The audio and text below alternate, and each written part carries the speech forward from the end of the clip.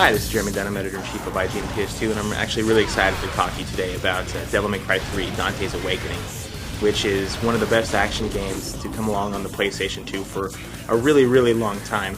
It's definitely up there with other big high-profile games like Grand Theft Auto, Ratchet and Clank, Maximo, all those type of great classic titles that really remind you why you bought a PlayStation 2 in the first place. The reason that I like Devil May Cry 3 so much is because it kind of takes everything that made the first game so great and expands on it in a way that the second one failed pretty miserably at. Number one is that the difficulty level has been ramped way up. In fact, our normal is the Japanese hard mode, which is already really difficult to begin with. And when I say it's hard, I mean it. It's definitely one of the most difficult games I've played in a really long time.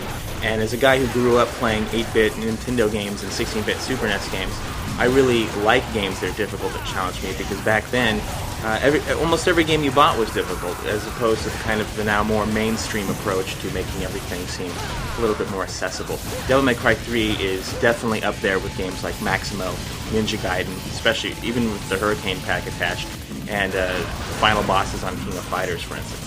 The reason that Devil May Cry 3 is so difficult is because the AI reacts to you so effectively. Basically, it picks up on the way you play the game, so if you spend most of your time trying to use your guns to shoot them, they're going to realize this and start to change their tactics to have an answer to that. So let's say, for instance, you're taking on some of the early guys that like to just kind of pop in and out. They're going to start popping in behind you instead of front of you and maybe attack in a pincher formation or flank you. Do all types of different little maneuvers that force you to have to use your other weapons, your melee weapons like your sword, so that you aren't just stuck doing one type of move over and over again. And this, of course, carries over into the style system, which is your combo meter, which then gets you more power and upgrades as time goes on. It's a really smart system, and it basically pushes the envelope in terms of what your fingers can do, because not only does it challenge your reflexes, it challenges how well that you can judge a situation. It's really good. These type of tactics tie into the boss fights, which are definitely the best I've seen since Metal Gear Solid 3, and are definitely on the same level in terms of complexity, difficulty, and the all-around coolness factor. Not only are they like the typical enemies that have maybe one or two different ways to attack, but they have sometimes as many as 3 or 4. On top of that, they'll read your actions and maneuvers just like a regular enemy would.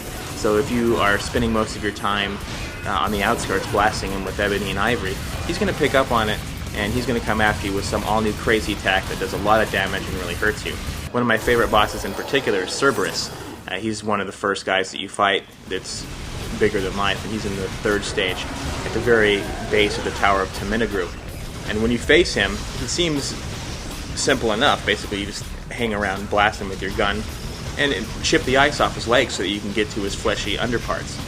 But as the match wears on, you start to realize that he knows what you're trying to do, and to compensate, he'll start moving around the stage where he's chained.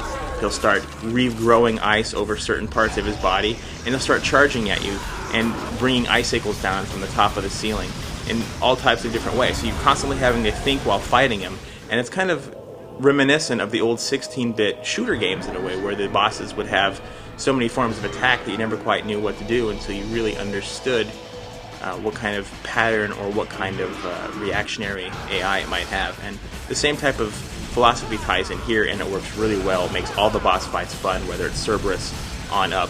I won't name any names, don't want to have any spoilers. What makes the boss fights so fun is the fact that the gameplay system is so wide and varied, and it's really customizable. Basically, this ties into Capcom wanting to say, okay, we know what Dante has done in the past, we know what he's capable of. What if we allow players to play to their own strengths and customize Dante the way they want him to be? So what they've done is they've implemented a special style system that lets you select from 6 different fighting types, 2 of which are hidden. You'll get those later.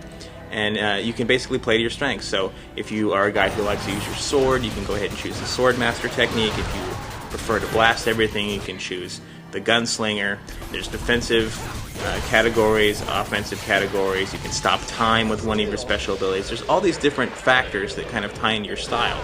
Luckily, a lot of your upgraded powers can carry over to some of your other styles. So let's say that you power up one of your guns with your collection of red orbs, but you decide to be a sword master. Your gun's still going to be pretty powerful. You're not going to have a lot of those special abilities that you would have as a gunslinger, which is personally my favorite. I think it's the most fun to use.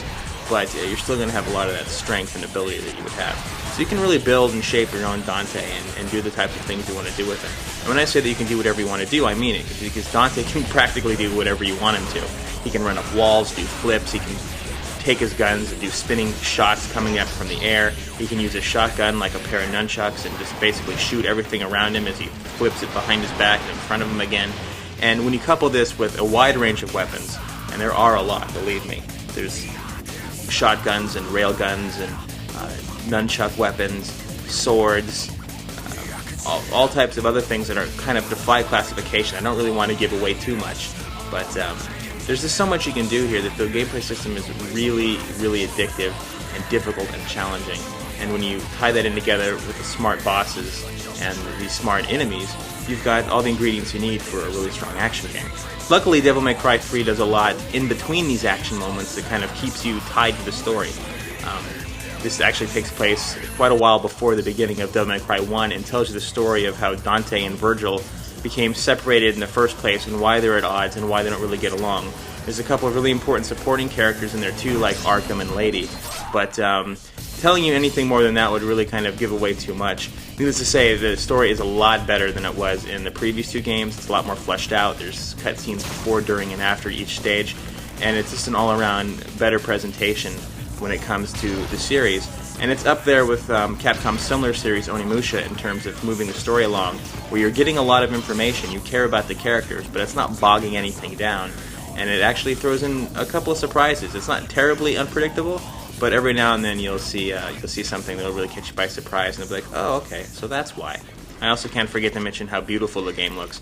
Even though it doesn't use any more polygons than the first game, or the second game for that matter, the brand new graphics engine has been reworked from the ground up, so the use of textures and lighting is a lot better than it was before. It runs at a steady 60 frames per second, looks terrific, the animations are great, and there's a lot of subtle facial animations that they've put in there too, so if a character is thinking something, you can actually kind of tell what he's thinking thanks to the great job they've done with animating their faces. This great design is actually supported really heavily by a superb direction. The camera angles used for most of the stages are probably the best that they've been in the series. A lot less vague and more overt, definitely more useful. And the fact that you can now move the camera with the right analog stick is a big plus too. If there is one problem that I do have to point out with Devil May Cry 3, it is the camera. It will occasionally cause problems, even though you can do some quick look stuff and you can move it around manually. A couple of the areas that you go to that are more enclosed or very specific in the way that they're designed are difficult to sometimes see what's coming off screen unless you position yourself just right. It's nowhere near as bad as it was in Devil May Cry 2, but that problem is still there, and it will occasionally become an issue. But honestly, that was my only real issue with Devil May Cry 3, was that small camera problem. For the most part, though, it didn't really pose much of an issue for me the entire way through, and I had a great time through all 20 levels and 12 hidden ones that I could uncover. It has just about everything you could want in an action game. It has a great story, great characters, a great presentation. The graphics are phenomenal. I love the soundtrack, by the way. It's super hardcore. And there's just a ton of stuff you can do. So even after you've gone and beaten it, consider yourself lucky if you can. You can come back and do so much more. There's a hidden gallery, hidden outfits, and all types of other little things that you can unlock that will keep you coming back time and time and time again. This is definitely no weekend rental. You can spend a lot of time with it, and I know that if you're anything like me, you're going to want to play it for many years to come.